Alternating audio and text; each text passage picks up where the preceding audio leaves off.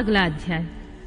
ब्रह्मा जी से दक्ष की अनुमति पाकर देवताओं और मुनियों सहित भगवान शिव का दक्ष के घर जाना, दक्ष द्वारा सबका सत्कार तथा सती और शिव का विवाह। ब्रह्मा जी कहते हैं, नारद, तदनंतर मैं हिमालय के कैलाश शिखर पर रहने वाले परमेश्वर महादेव शिव को लाने के लिए प्रसन्नता पूर्वक उनके पास गया और उनसे इस प्रकार बोला, वृषभध्वज, सती के लिए मैंने पुत्र दक्ष से जो बात कही है उसे सुनिए और जिस कार्य को वे अपने लिए असाध्य मानते हैं उसे सिद्ध हुआ ही समझिए। दक्ष ने कहा, मैं अपनी पुत्री भगवान शिव के हाथ में ही दूंगा, क्योंकि उन्हीं के लिए यह उत्पन्न हुई है। शिव के साथ सती का विवाह हो, यह कार्य तो मुझे स्वतः ही अभीष्ट है। फिर आपके भी कहने से इसका महत्व और अधिक बढ़ गया है। मेरी पुत्री ने स्वयं इसी उद्देश्य से भगवान शिव की आराधना की है और इसी समय शिव जी भी मुझसे इसी के विषय में अन्वेषण पूछताछ कर रहे हैं। इसलिए मुझे अपनी कन्या अवश्य ही भगवान शिव के हाथ में देनी है। विधाता विष्णु भगवान शंकर शुभ लग्न और शुभ मुहूर्त में यहाँ पधारें। उस समय मैं उन्हें शिक्षा के तौर पर अपनी पुत्री दे दूंगा। वृषभध्वज, मुझसे दक्ष ने ऐसी बात कही, अतः आप शुभ मुहूर्त में उनके घर चलिए और सती को ले आइए। मुने, मेरी यह बात सुनकर भक्त वत्सल रुद्र लौकिक गति का आश्रय लेकर हंसते हुए मुझसे बोले, संसार की सृष्टि करने वाले ब्रह्मा जी, मैं तुम्हारे और नारद के साथ दक्ष के घर चलूंगा। अतः नारद का स्मरण करो, अपने मारीची आदि मानस पुत्रों को भी बुला लो। विधे, मैं उन सब के साथ दक्ष के निवास स्थान पर चलूंगा। मेरे पार्षद भी मेरे साथ रहेंगे। नारद, लोकचार के निर्वाह में लगे हुए भगवान शिव की इस प्रकार की आज्ञा देने पर मैंने तुम्हारा और मारीची आदि पुत्रों का भी स्मरण किया। मेरे याद करते ही तुम्हारे साथ मेरे सभी मानस पुत्र मन में आदर की भावना लिए शीघ्र ही वहां आ पहुंचे। उस समय तुम सब लोग हर्ष से उत्फुल्ल हो रहे थे। फिर रुद्र के स्मरण करने पर शिव भक्तों के सम्राट भगवान विष्णु भी अपने सैनिक तथा कमला देवी के साथ गरुड़ पर आरूढ़ होकर तुरंत वहां आ गए। तदनंतर चैत्र मास के शुक्ल पक्ष की त्रयोदशी तिथि में रविवार को पूर्व फाल्गुनी नक्षत्र में मुझ ब्रह्मा और विष्णु आदि समस्त देवताओं के साथ महेश्वर ने विवाह के लिए यात्रा प्रारंभ की। मार्ग में उन्होंने और ऋषियों के साथ यात्रा करते हुए भगवान शंकर बड़ी शोभा पा रहे थे। वहां जाते हुए देवताओं, मुनियों तथा आनंद मग्न मन वाले प्रथम गणों का रास्ते में बड़ा उत्साह हो रहा था। भगवान शिव की इच्छा से वृषभ, व्याघ्र, सर्प, जटा और चंद्रकला आदि सब के सब उनके लिए यथायोग्य आभूषण बन गए। तदनंतर वेग से चलने वाले बलवान बलिवर्द नंदकेश्वर पर आरूढ़ होकर महादेव जी श्री विष्णु आदि देवताओं के साथ लिए क्षण भर में प्रसन्नता पूर्वक दक्ष के घर पहुंचे। वहां विनय चित्त वाले प्रजापति दक्ष समस्त आत्मीय जनों के साथ भगवान शिव की आगवानी के लिए उनके सामने आए। उस समय उनके समस्त अंगों में हर्ष जनित रोमांच हो आया था। स्वयं दक्ष ने अपने द्वार पर आए हुए समस्त देवताओं का सत्कार किया। वे सब लोग सुरश्रेष्ठ शिव को बिठाकर उनके पार्श्व भाग में स्वयं भी मुनियों के साथ क्रमशः बैठ गए। इसके बाद दक्ष ने मुनियों सहित समस्त देवताओं की परिक्रमा की और उन सब के साथ भगवान शिव को घर के भीतर ले आए। उस समय दक्ष के मन में बड़ी प्रसन्नता थी। उन्होंने सर्वेश्वर शिव को उत्तम आसन देकर स्वयं विधि पूर्वक उनका पूजन किया। तत्पश्चात श्री विष्णु मेरा ब्राह्मणों का, देवताओं का और समस्त शिव गणों का यथोचित विधि से उत्तम भक्ति भाव के साथ पूजन किया। इस तरह पूजनीय पुरुषों तथा अन्य लोग सहित उन सब का यथोचित आदर सत्कार करने में दक्ष ने मानस पुत्र मारीची आदि मुनियों के साथ आवश्यक सलाह की। इसके बाद मेरे पुत्र दक्ष ने मुझ पिता से मेरे चरणों में प्रणाम करके प्रसन्नता पूर्वक कहा, प्रभु आप ही वैवाहिक कार्य कराएं। तब मैं हर्ष भरे हृदय से बहुत अच्छा कहकर उठा और सारा कार्य कराने लगा। तदनंतर ग्रहों के बल से युक्त शुभ लग्न और मुहूर्त में दक्ष ने हर्ष पूर्वक अपनी पुत्री सती का हाथ भगवान शंकर के हाथ में दे दिया।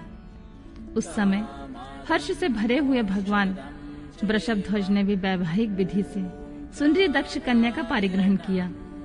फिर मैंने, श्री हरि ने, तुम तथा अन्य मुनियों ने, देवताओं ने और प्रथम गणों ने भगवान शिव को प्रणाम किया और सबने नाना प्रकार की स्तुतियों द्वारा उन्हें संतुष्ट किया।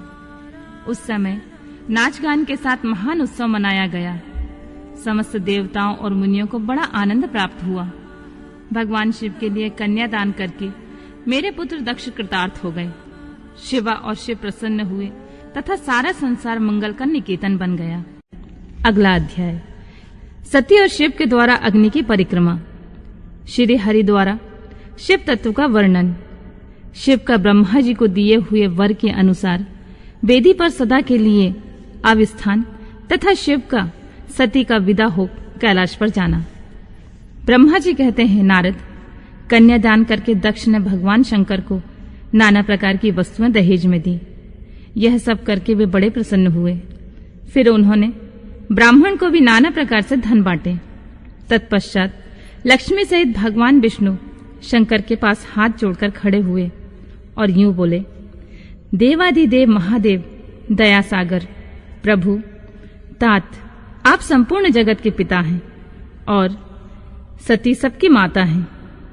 आप दोनों सत्पुरुषों के कल्याण तथा दुष्टों के दमन के लिए सदा लीला पूर्वक अवतार ग्रहण करते हैं। यह सनातन श्रुति का कथन है।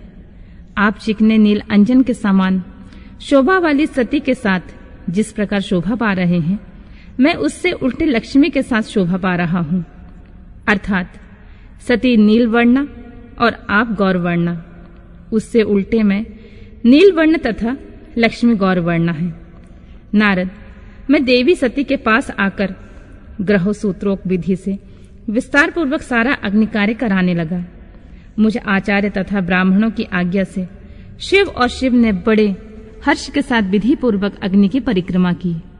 उस समय वहां बड़ा अद्भुत उत्सव मनाया गया। गाजे बाजे और नृत्य के साथ होने वाला वह उत्सव सबको बड़ा सुखद जान पड़ा। तदनंतर भगवान विष्णु बोले, सदाशिव, मैं आपकी आज्ञा से यहाँ शिव तत्व का वर्णन कर रहा हूँ। समस्त देवता तथा दूसरे दूसरे मुनि अपने मन को एकाग्र करके इस विषय को सुनो। भगवान, आप प्रधान और अप्रधान, प्रकृति और उससे अतीत हैं।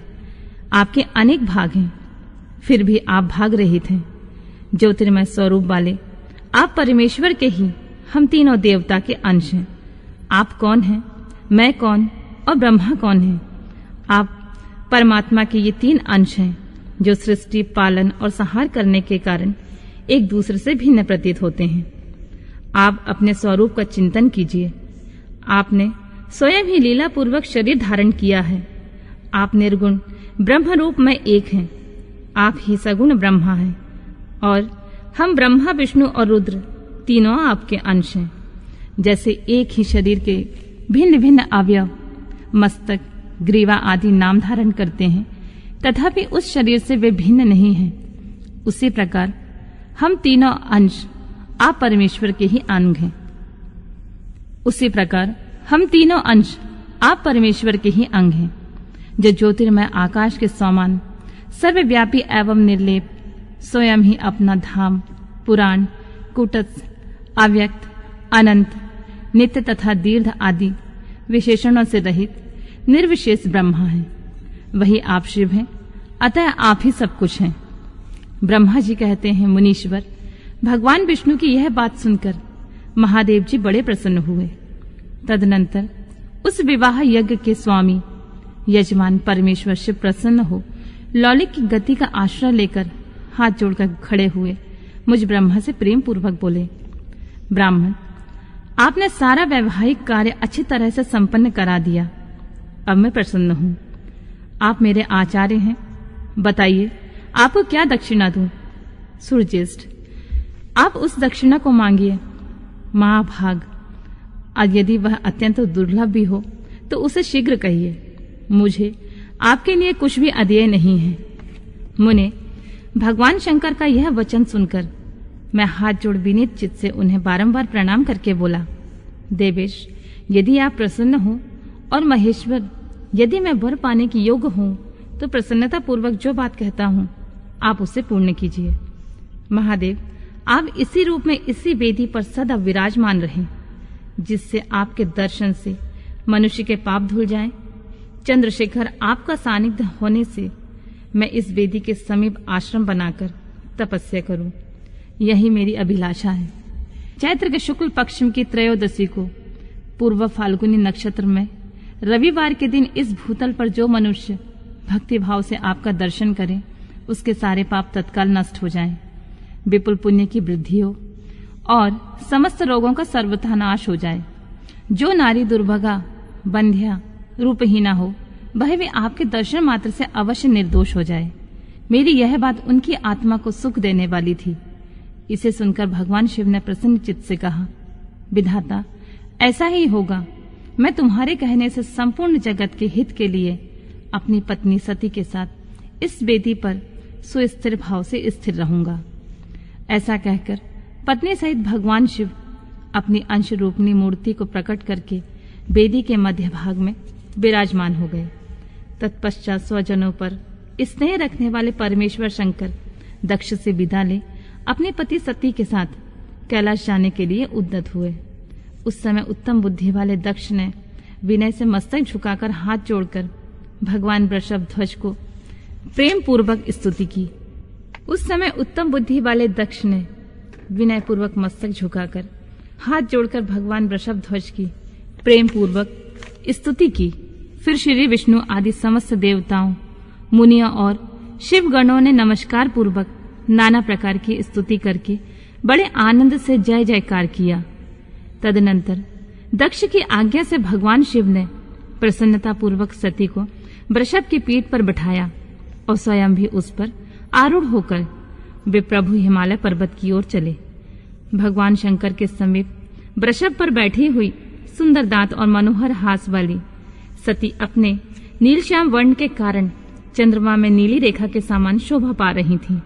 उस समय उन नव दंपति की शोभा देख विष्णु आदि समस्त देवता, मारीची आदि महर्षि तथा दूसरे लोग ठगे से रह गए, हिलडुल भी ना सके तथा दक्ष भी मोहित हो गए। तत्पश्चात कोई बाजे बजाने लगे और कोई लोग मधुर स्वर से गीत गाने लगे। कितने ही लोग प्रसन्नता पूर्वक शिव के कल्याण में उज्जवल यश का गान करते हुए उनके पीछे पीछे चले।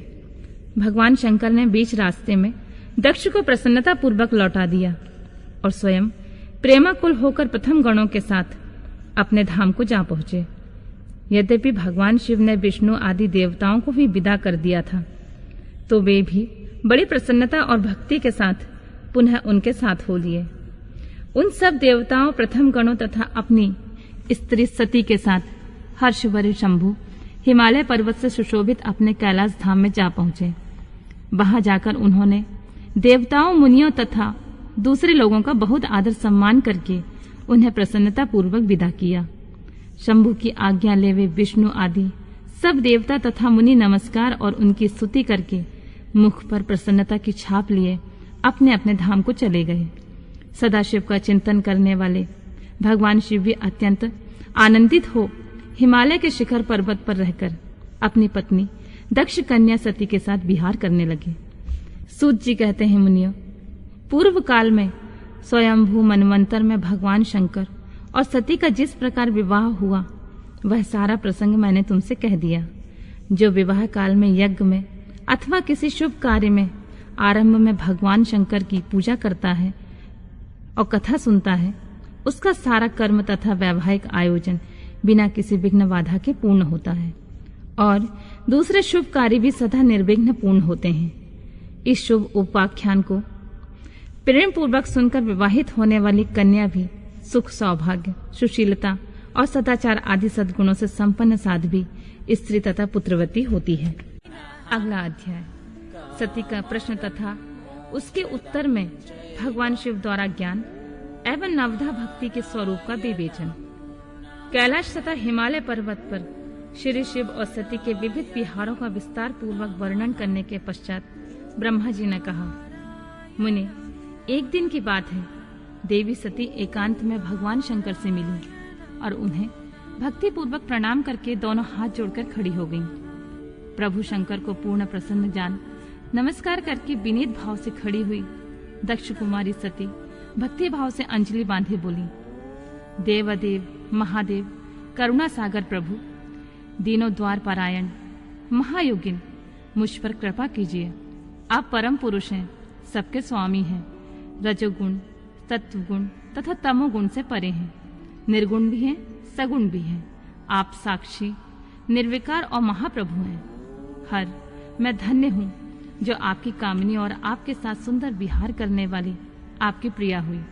स्वामी, आप अपने भक्त वत्सल से ही प्रेरित होकर मेरे पति हुए हैं। नाथ, मैंने बहुत वर्षों तक आपके साथ विहार किया है महेशान, इससे मैं बहुत संतुष्ट हुई हूँ और अब मेरा मन उधर से हट गया है। देवेश्वर हर, अब तो मैं उन परम तत्व का ज्ञान प्राप्त करना चाहती हूँ जो निरतिशय सुख प्रदान करने वाला है तथा जिसके द्वारा जीव संसार दुख में अनायासी उद्धार पा सके। नाथ, जिस कर्म के अनुष्ठान करके विषय जीव भी परम पद को प्राप्त कर ले और संसार बंधन में ना बंधे, उसे आप बताइए, मुझ पर कृपा कीजिए। ब्रह्मा जी कहते हैं, मुने, इस प्रकार आदि शक्ति महेश्वरी सती ने केवल जीवों के उद्धार के लिए अब उत्तम भक्ति भाव के साथ भगवान शंकर से प्रश्न किया। तब उनके उस प्रश्न को सुनकर स्वेच्छा से शरीर धारण करने वाले भगवान तथा योग के द्वारा भोग से विरक्त चित्त वाले स्वामी शिव ने अत्यंत प्रसन्न होकर सती से इस प्रकार कहा, देवी दक्ष नंदिनी महेश्वरी, सुनो, मैं उसी परम तत्व का वर्णन करता हूँ जिससे वासनाबद्ध जीव तत्काल मुक्त हो सकता है। परमेश्वरी, तुम विज्ञान के परातत्व को जानो। विज्ञान वह है जिसके उदय होने पर मैं ब्रह्मा हूँ ऐसा दृढ़ निश्चय हो जाता है। ब्रह्मा के सिवा दूसरी कोई वस्तु का स्मरण नहीं रहता तथा उस विज्ञानी पुरुष की बुद्धि सर्वदा शुद्ध हो जाती है। प्रिय, वह विज्ञान दुर्लभ है। इस त्रिलोकी में उसका ज्ञाता कोई विरला नहीं है। वह जो और जैसा भी है वह सदा मेरा स्वरूप ही है। साक्षात परातत्व ब्रह्मा है, उस विज्ञान की माता है मेरी भक्ति, जो भोग और मोक्ष फल प्रदान करने वाली होती है। वह मेरी कृपा से सुलभ होती है। भक्ति 9 प्रकार की बताई गई है सती। भक्ति और ज्ञान में कोई भेद नहीं है। भक्त और ज्ञानी दोनों को सदा सुख प्राप्त होता है। जो भक्ति का विरोधी है उसे ज्ञान की प्राप्ति नहीं होती है। देवी, मैं सदा भक्ति के अधीन रहता हूँ और भक्ति के प्रभाव से जातिहीन नीच मनुष्यों के घरों में भी चला जाता हूँ, इसमें कोई संशय नहीं है। सती, वह भी भक्ति 2 प्रकार की होती है, सगुणा और निर्गुणा। जो वैधि शास्त्रीय विधि से प्रेरित और स्वाभाविकीय हृदय से सहज अनुराग से प्रेरित भक्ति होती है वह श्रेष्ठ है तथा इससे भिन्न जो कामना मूलक भक्ति होती है वह निम्न कोटि मानी गई है। पूर्वोक्त सगुणा और निर्गुणा ये दोनों प्रकार की भक्तियां नैष्ठिकी और अनैष्ठिकी के भेद से 2 भेद वाली हो जाती हैं। नैष्ठिकी भक्ति 6 प्रकार की जाननी चाहिए और अनैष्ठिकी 1 ही प्रकार की कही गई है। विद्वान पुरुष विहिता और अविहिता आदि भेद से उसे अनेक प्रकार की मानते हैं। इन विविध भक्तियों के बहुत से भेद प्रभेद होने के कारण इनके तत्व का अन्यत्र वर्णन किया गया है। प्रिय, मुनियों ने सगुणा और निर्गुणा दोनों भक्तियों के 9 अंग बनाए हैं। दक्ष नंदिनी, मैं उन 9 अंगों का वर्णन करता हूँ, तुम प्रेम से सुनो देवी। श्रवण, कीर्तन, स्मरण, सेवन, दास्य, अर्चन, सदा मेरा वंदन, संख्य और आत्मसमर्पण, ये विद्वानों ने भक्ति के 9 अंग माने हैं। शिवे, भक्ति के उपांग भी बहुत से बताए गए हैं। देवी, अब तुम मन लगाकर मेरी भक्ति के पूर्वोक्त 9 अंगों के पृथक पृथक लक्षण सुनो। वे लक्षण भोग तथा मोक्ष प्रदान करने वाले हैं। जो स्थिर आसन से बैठकर तन मन आदि से मेरी कथा, कीर्तन आदि का नित्य सम्मान करता हुआ प्रसन्नता पूर्वक अपने श्रवण पुटों से उसके अमृत का पान करता है, उसके इस साधन को श्रवण कहते हैं। जो हृदय अवकाश के द्वारा मेरे दिव्य जन्म कर्मों का चिंतन करता हुआ प्रेम से वाणी द्वारा उनका उच्च स्वर से उच्चारण करता है, उसके इस भजन साधन को कीर्तन कहते हैं। देवी, मुझ नित्य महेश्वर को सदा और सर्वत्र व्यापक जानकर जो संसार में निरंतर निर्भय रहता है, उसी को स्मरण कहा गया है।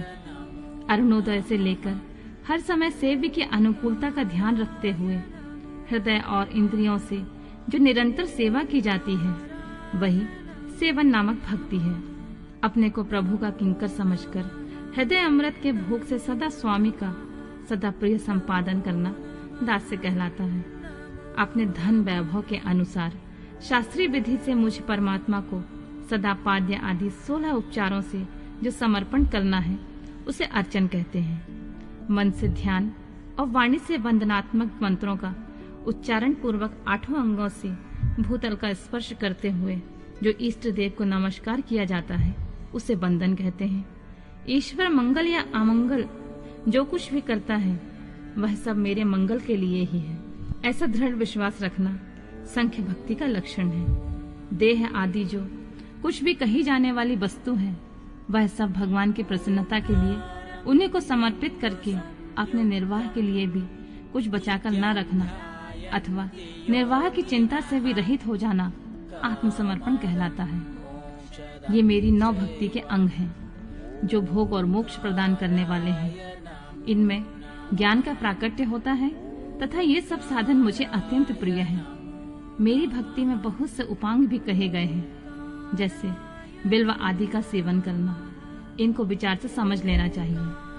प्रिय, इस प्रकार मेरी सांगोपांग भक्ति सबसे उत्तम है। यह ज्ञान वैराग्य की जननी है और मुक्ति इसकी दासी है। यह सदा सब साधनों के ऊपर विराजमान है। इसके द्वारा संपूर्ण कर्म के फल की प्राप्ति होती है। यह भक्ति मुझे सदा तुम्हारे समान ही प्रिय है। जिसके चित्त में निरंतर यह भक्ति निवास करती है, वह साधक मुझे अत्यंत प्यारा है। देवेश्वरी, तीनों लोकों और चारों युगों में भक्ति के समान कोई दूसरा सुखदायक मार्ग नहीं है। कलयुग में तो यह विशेष सुखद और सुविधाजनक है। देवी, कलयुग में यह प्रारह ज्ञान और वैराग्य की कोई ग्राहक नहीं है, इसलिए वे दोनों वृद्ध उत्साह शून्य और जर्जर हो गए हैं। परंतु भक्ति कलयुग में तथा अन्य सब युगों में भी प्रत्यक्ष फल देने वाली होती है। भक्ति के प्रभाव से मैं सदा उनके वश में रहता हूँ, इसमें संशय नहीं है।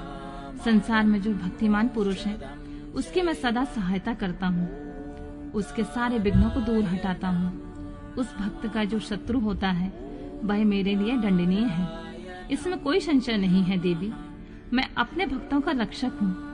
भक्त की रक्षा के लिए ही मैंने कुपित हो जाने अपने नेत्र जनित अग्नि से काल को भी दग्ध कर डाला है। प्रिय, भक्त के लिए मैं पूर्व काल में सूर्य पर भी अत्यंत क्रुद्ध हो उठा था और शूल लेकर मैंने उन्हें मार भगाया था। देवी, भक्त के लिए मैंने सैन्य सहित रावण को भी क्रोध पूर्वक त्याग दिया और उसके प्रति कोई पक्षपात नहीं किया। सती देवेश्वरी, बहुत कहने से क्या लाभ। मैं सदा ही भक्त के अधीन रहता हूँ और भक्ति करने वाले पुरुष के अत्यंत वश में हो जाता हूँ। ब्रह्मा जी कहते हैं, नारद, इस प्रकार भक्त का महत्व सुनकर दक्ष कन्या सती को बड़ा हर्ष हुआ। उन्होंने अत्यंत प्रसन्नता पूर्वक भगवान शिव को मन ही मन प्रणाम किया। मुनि, सती देवी ने पुनः भक्ति काल विषयक शास्त्र के विषय में भक्ति पूर्वक पूछा। उन्होंने जिज्ञासा की कि जिस लोक में सुखदायक और जीवों के उद्धार के साधनों का प्रतिपादक है, वह शास्त्र कौन सा है। उन्होंने यंत्र मंत्र शास्त्र, उसके महात्म तथा जीव उद्धारदायक धर्ममय साधनों के विषय में विशेष रूप से जानने की इच्छा प्रकट की। सती के इस प्रश्न को सुनकर भगवान शंकर के मन में बड़ी प्रसन्नता हुई। उन्होंने जीवों के उद्धार के लिए सब शास्त्रों का प्रेम पूर्वक वर्णन किया। महेश्वर ने 5 अंगों सहित तंत्र शास्त्र, यंत्र शास्त्र तथा भिन्न भिन्न देवेश्वरों की महिमा का वर्णन किया। मुनीश्वर इतिहास कथा सहित उन देवताओं के भक्तों का महिमा का, वर्णा आश्रम धर्मों का तथा राजधर्मों का भी निरूपण किया। पुत्र और स्त्री के धर्म की महिमा का, कभी न नष्ट होने वाले वर्णाश्रम धर्म का और जीवों को सुख देने वाले वैदिक शास्त्र और ज्योतिष शास्त्र का भी वर्णन किया। महेश्वर ने कृपा करके उत्तम सामुद्रिक शास्त्र का तथा बहुत से शास्त्रों का स्वतः वर्णन किया। इस प्रकार लोकोपचार करने के लिए सद्गुण संपन्न शरीर धारण करने वाले त्रिलोक सुखदायक और सर्वज्ञ सतीशिव हिमालय के कैलाश शिखर पर तथा अन्य स्थानों पर नाना प्रकार की लीलाएं करते थे। वे दोनों दंपति साक्षात परब्रह्म स्वरूप हैं। अगला अध्याय। दंडकारण्य में शिव को श्री राम के प्रति मस्तक झुकाते देख सती का मोह तथा शिव की आज्ञा से उनके द्वारा श्री राम की परीक्षा। नारद जी बोले, ब्राह्मण, विधे, प्रजानाथ महाप्राज्ञ, दयानिधि, आपने भगवान शंकर तथा देवी सती के मंगलकारी सूर्ययश का श्रवण कराया है। अब इस समय पुनः प्रेम पूर्वक उनके उत्तम यश का वर्णन कीजिए। उन शिव दंपति ने वहां रहकर कौन सा चरित्र किया था? ब्रह्मा जी ने कहा, मुने, तुम मुझसे सती और शिव के चरित्र का प्रेम से श्रवण करो। वे दोनों दंपति वहां लौकिक गति का आश्रय ले नित्य निरंतर क्रीड़ा किया करते थे। तदनंतर महादेवी सती को अपने पति शंकर का वियोग प्राप्त हुआ। ऐसा कुछ श्रेष्ठ बुद्धि वाले विद्वानों का कथन है। परंतु मुने, वास्तव में उन दोनों का परस्पर वियोग कैसे हो सकता है?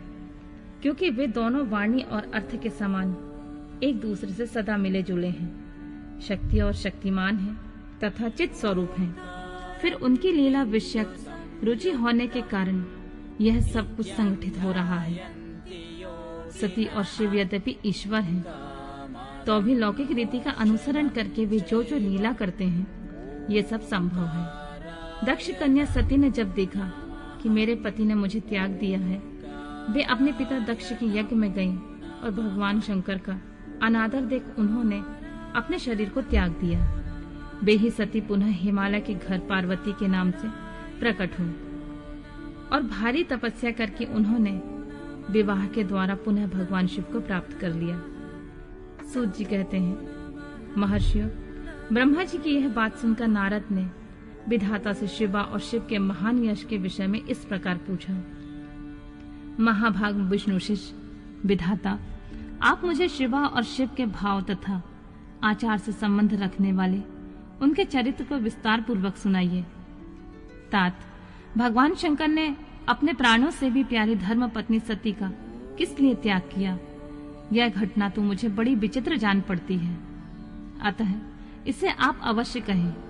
आज आपके पुत्र दक्ष के यज्ञ में भगवान शिव का अनादर कैसे हुआ और वहां पिता के यज्ञ में जाकर सती ने अपने शरीर को किस प्रकार त्याग किया और वहां पिता के यज्ञ में जाकर सती ने अपने शरीर का त्याग किस प्रकार किया।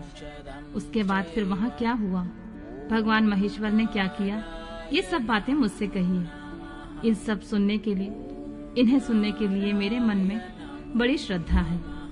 ब्रह्मा जी ने कहा, मेरे पुत्रों में श्रेष्ठ महाप्राज्ञ तात नारद, तुम महर्षियों के साथ बड़े प्रेम से भगवान चंद्रमौली का यह चरित्र सुनो। श्री विष्णु आदि देवताओं से सेवित पर ब्रह्मा महेश्वर को नमस्कार करके मैं उनके महान अद्भुत चरित्र का वर्णन आरंभ करता हूँ। मुने, यह सब भगवान शिव की लीला ही है। वे प्रभु अनेक प्रकार की लीला करने वाले स्वतंत्र और निर्विकार हैं। देवी सती भी वैसी ही हैं। अन्यथा वैसा कर्म करने में कौन समर्थ हो सकता है? परमेश्वर शिव ही परब्रह्म परमात्मा है। एक समय की बात है, तीनों लोक में विचरने वाले लीला विशारद भगवान रुद्र सती के साथ बैल पर आरूढ़ होकर इस भूतल पर भ्रमण कर रहे थे। घूमते घूमते वे दंडकारण्य में आए। वहां उन्होंने लक्ष्मण सहित भगवान श्री राम को देखा, जो रावण द्वारा छल पूर्वक हरी गई अपनी प्यारी पत्नी सीता की खोज कर रहे थे। हाँ सीते, ऐसा उच्च स्वर से पुकारते हुए जहां तहां देखते हुए बारंबार रोते थे। उनके मन में विरह का आवेश छा गया था। सूर्यवंश में उत्पन्न वीर भूपाल दशरथ नंदन भरताग्रज श्री राम आनंद रहित हो लक्ष्मण के साथ वन में भ्रमण कर रहे थे और उनकी कांति फीकी पड़ गई थी। उस समय उदार चित्ता पूर्ण काम भगवान शंकर ने बड़ी प्रसन्नता के साथ उन्हें प्रणाम किया और जय जयकार करके वे दूसरी ओर चल दिए। भक्त वत्सल शंकर ने उस वन में श्री राम के सामने अपने को प्रकट नहीं किया।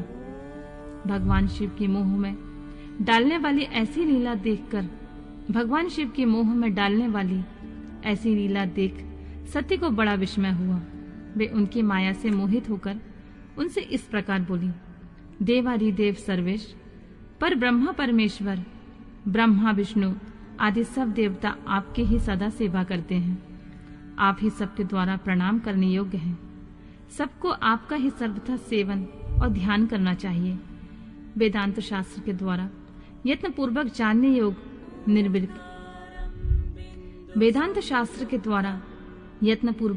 योग निर्विकार परम प्रभु आप ही हैं। नाथ, ये दोनों पुरुष कौन हैं?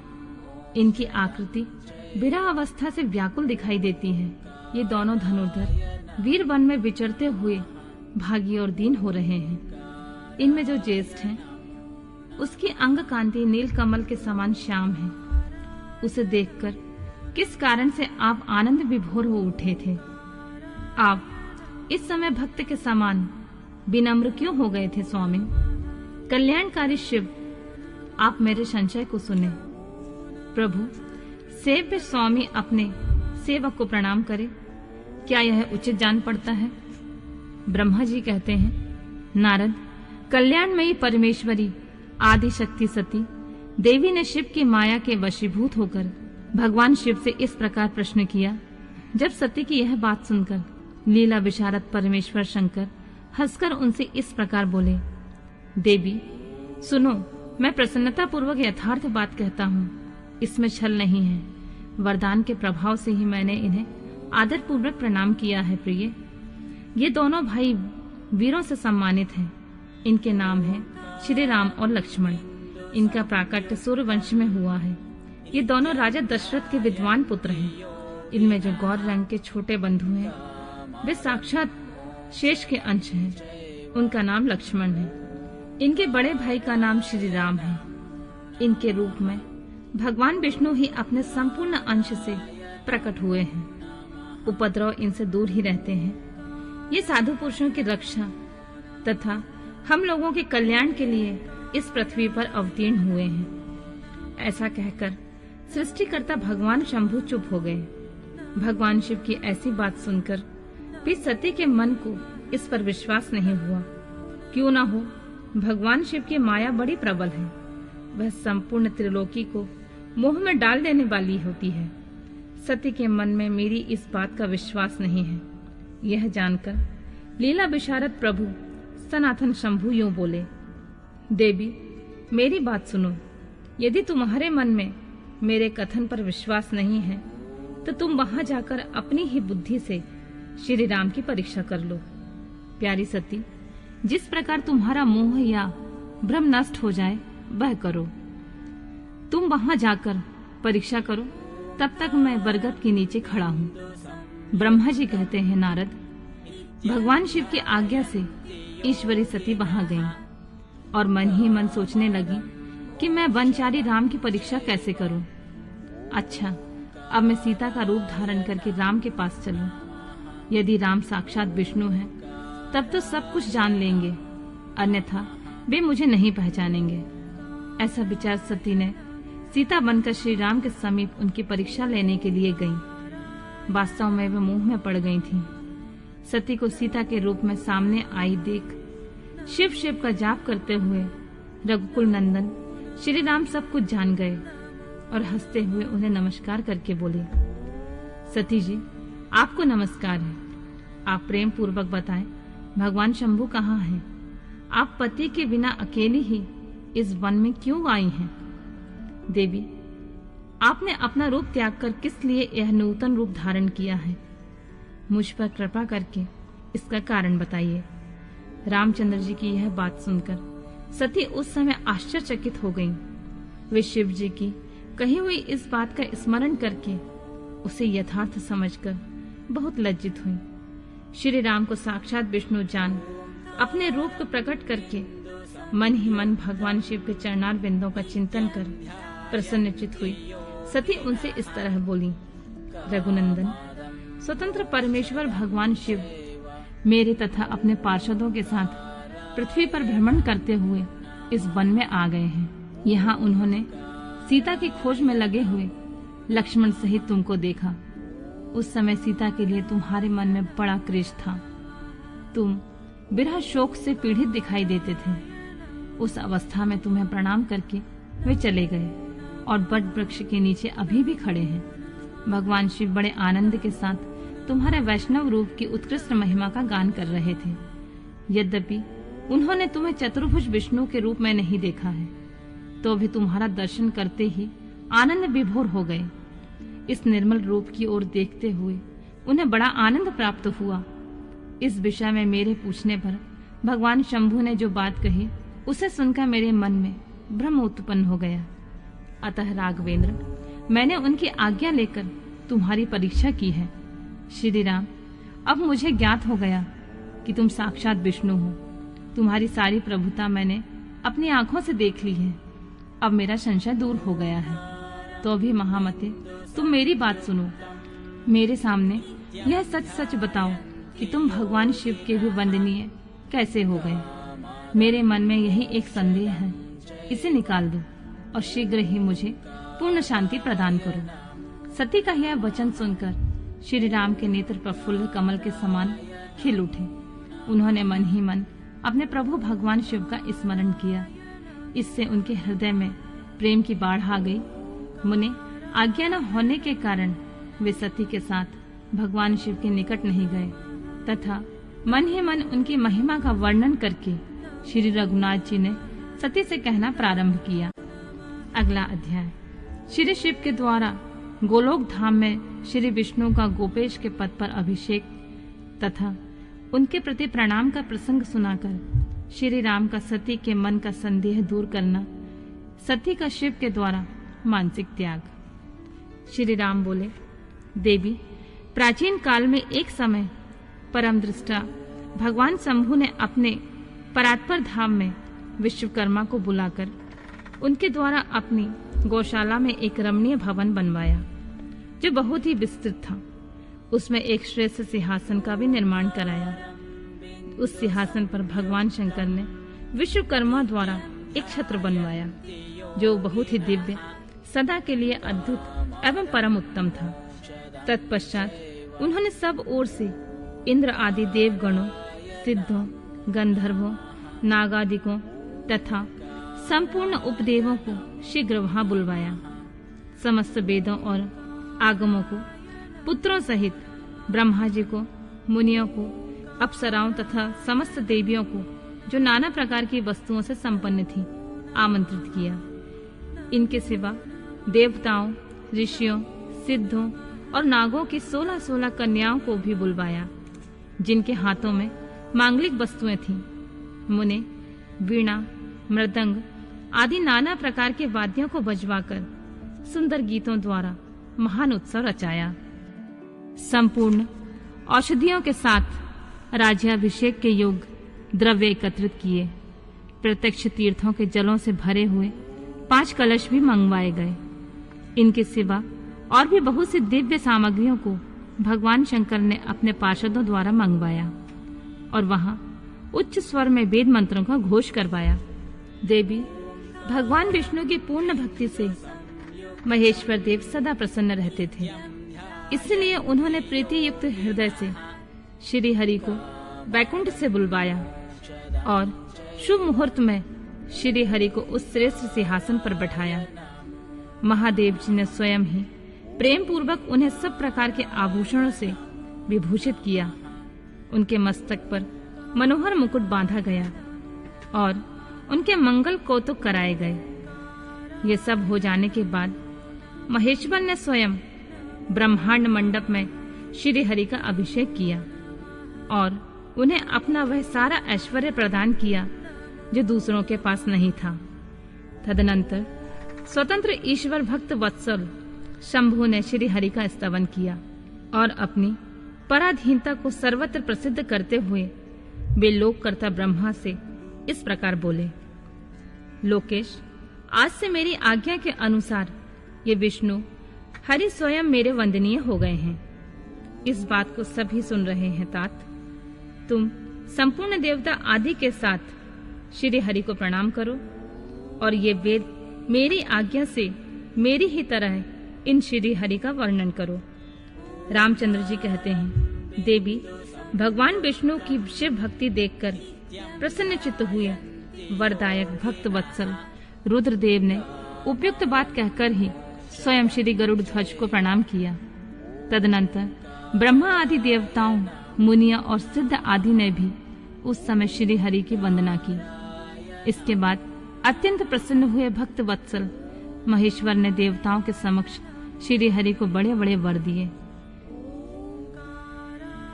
इसके बाद अत्यंत प्रसन्न हुए भक्त वत्सल महेश्वर ने देवताओं के समक्ष श्री हरि को बड़े बड़े वर प्रदान किए।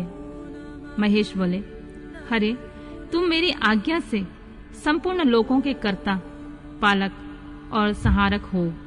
धर्म, अर्थ और काम के दाता तथा दुर्नीति अथवा अन्याय करने वाले दुष्टों को दंड देने वाले हो। महान बल पराक्रम से संपन्न जगत पूज्य जगदीश्वर बने रहो। समरांगन में तुम कहीं भी जीते नहीं जा सकोगे, मुझसे भी तुम कभी पराजित नहीं होगे। तुम मुझसे मेरी दी हुई 3 प्रकार की शक्तियां ग्रहण करो।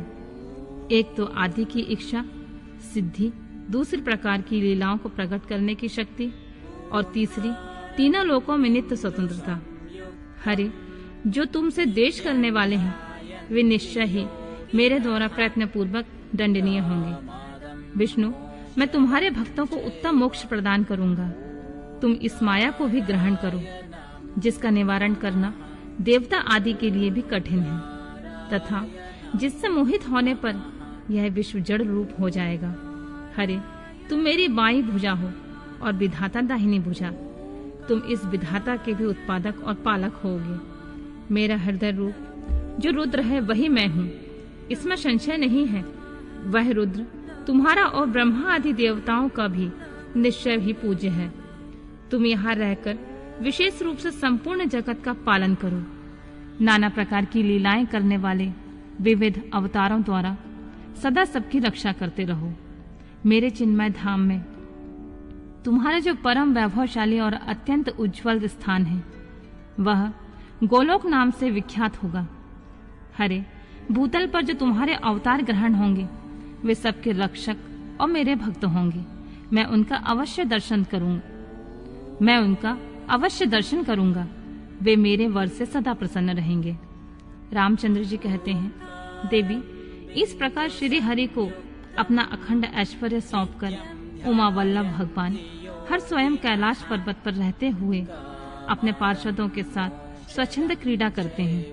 तभी से भगवान लक्ष्मीपति वहां गोप वेश धारण करके आए और गोप गोपी तथा गौओं के अधिपति होकर बड़ी प्रसन्नता के साथ रहने लगे। वे श्री विष्णु प्रसन्नचित हो समस्त जगत की रक्षा करने लगे। वे शिव की आज्ञा से नाना प्रकार के अवतार ग्रहण करके जगत का पालन करते और इस समय वे ही श्री हरि भगवान शंकर की आज्ञा से 4 भाइयों के रूप में अवतीर्ण हुए हैं। उन 4 भाइयों में सबसे बड़ा मैं राम हूँ, दूसरे भरत, तीसरे लक्ष्मण और चौथे भाई शत्रुघ्न। देवी, मैं पिता की आज्ञा से सीता और लक्ष्मण के साथ वन में आ गया। यहाँ किसी निशाचर ने मेरी पत्नी सीता को हर लिया है और मैं विरही होकर भाई के साथ इस वन में प्रिया का अन्वेषण करता हूँ। जब आपका दर्शन प्राप्त हो गया तब सर्वथा मेरा कुशल मंगल ही होगा। माँ सती, आपकी कृपा से ऐसा होने में कोई संदेह नहीं है। देवी, निश्चय ही आपकी ओर से मुझे सीता की प्राप्ति विषयक वर प्राप्त होगा। आपके अनुग्रह से उस दुख देने वाले पापी राक्षस को मारकर मैं सीता को अवश्य प्राप्त करूंगा। आज मेरा महान सौभाग्य है जो आप दोनों ने मुझ पर कृपा की है, जिस पर आप दोनों दयालु हो जाएं। भय पुरुष तो धन्य और श्रेष्ठ है। इस प्रकार बहुत सी बातें कहकर कल्याणमयी सीता देवी को प्रणाम करके रघुकुल शिरोमणि श्री राम उनकी आज्ञा से उस वन में विचरने लगे। पवित्र हृदय वाले श्री राम की यह बात सुनकर सती मन ही मन शिव भक्ति पारायण रघुनाथ जी की प्रशंसा करते हुए प्रसन्न हुई और अपने कर्म को याद करके उनके मन में बड़ा शोक हुआ। उनकी अंग कांति फीकी सी पड़ गई। वे उदास होकर शिव जी के पास लौटी। मार्ग में जाती हुई देवी सती बारंबार चिंता करने लगी कि मैंने भगवान शिव की बात नहीं मानी और श्री राम के प्रति कुसित बुद्धि कर ली। अब शंकर जी के पास जाकर उन्हें क्या उत्तर दूंगी। इस प्रकार बारंबार विचार करके उन्हें उस समय बड़ा पश्चाताप हुआ। शिव के समीप जाकर सती ने उन्हें मन ही मन प्रणाम किया। उनके मुख पर विषाद छा गया था और शोक से व्याकुल तथा निस्तेज हो गई थी। सती को दुखी देखकर भगवान हर ने उनका कुशल समाचार पूछा और प्रेम पूर्वक कहा, तुमने किस प्रकार परीक्षा ली। उनकी यह बात सुनकर सती मस्तक झुकाए उनके पास खड़ी हो गई। उनका मन शोक और विषाद में डूबा हुआ था। भगवान महेश्वर ने उन्हें ध्यान लगाकर सती का सारा चरित्र जान लिया और उन्हें मन से त्याग दिया। वेद धर्म का प्रतिपालन करने वाले परमेश्वर शिव ने अपनी पहले की हुई प्रतिज्ञा को नष्ट होने नहीं दिया। सती का मन से त्याग करके वे निवास भूत कैलाश पर्वत पर चले गए। मार्ग में महेश्वर और सती को सुनाते हुए आकाशवाणी बोली, परमेश्वर तुम धन्य हो और तुम्हारी यह प्रतिज्ञा भी धन्य है। तीनों लोकों में तुम्हारे जैसा महायोगी और महाप्रभु दूसरा कोई नहीं है। यह आकाशवाणी सुनकर देवी सती की कांति फीकी पड़ गई। उन्होंने भगवान शिव से पूछा, नाथ मेरे परमेश्वर, आपने कौन सी प्रतिज्ञा की है, बताइए। सती के इस प्रकार पूछने पर भी उनका हित चाहने वाले प्रभु ने पहले अपने विवाह के विषय में भगवान विष्णु के सामने जो प्रतिज्ञा की थी उसे नहीं बताया। मुने, उस समय सती ने अपने प्राण वल्लभ पति भगवान शिव का ध्यान करके उनके समस्त कारण को जान लिया, जिससे उनके प्रियतम ने उन्हें त्याग दिया था। शंभु ने मेरा त्याग कर दिया। इस बात को जानकर दक्ष कन्या सती शीघ्र ही अत्यंत शोक में डूब गई और बारंबार सिसकने लगी। सती के मनोभाव को जानकर शिव ने उनके लिए जो प्रतिज्ञा की थी उसे गुप्त ही रखा और वे दूसरी बहुत सी कथाएं कहने लगे। नाना प्रकार की कथाएं कहते हुए वे सती के साथ कैलाश पर जा पहुंचे। श्रेष्ठ आसन पर स्थित हो चिरवृत्तियों के निरोध पूर्वक समाधि लगा अपने स्वरूप का ध्यान करने लगे। सती मन में अत्यंत विषाद ले अपने उस धाम में रहने लगी। मुने, शिवा और शिव के उस चरित्र को कोई नहीं जानता था। महामुनि, स्वेच्छा से शरीर धारण करके लोक लीला का अनुसरण करने वाले उन दोनों प्रभुओं का इस प्रकार वहां रहते हुए दीर्घकाल व्यतीत हो गया। तत्पश्चात उत्तम लीला करने वाले महादेव जी ने ध्यान तोड़ा। यह जानकर जगदम्बा सती वहां आई और उन्होंने व्यथित हृदय से शिव के चरणों में प्रणाम किया। उदार चेता शंभु ने उन्हें अपने सामने बैठने के लिए आसन दिया और बहुत प्रेम से बहुत सी मनोरम कथाएं कही। उन्होंने वैसी ही लीला करके सती के शोक को तत्काल दूर कर दिया। वे पूर्ववत सुखी हो गईं। फिर भी शिव ने अपनी प्रतिज्ञा को नहीं छोड़ा। परमेश्वर शिव के विषय में यह कोई आश्चर्य की बात नहीं समझनी चाहिए। मुनि लोग शिवा और शिव की ऐसी ही कथा कहते हैं। कुछ मनुष्य उन दोनों में वियोग मानते हैं, परंतु उनमें वियोग कैसे संभव है। शिवा और शिव के चरित्र को वास्तविक रूप से कौन जानता है। वे दोनों सदा अपनी इच्छा से खेलते और भांति भांति लीलाएं करते हैं। सती और शिव वाणी और अर्थ की भांति एक दूसरे से नित्य संयुक्त हैं। उन दोनों का वियोग होना असंभव है। उनकी इच्छा से ही उनमें लीला वियोग हो सकता है।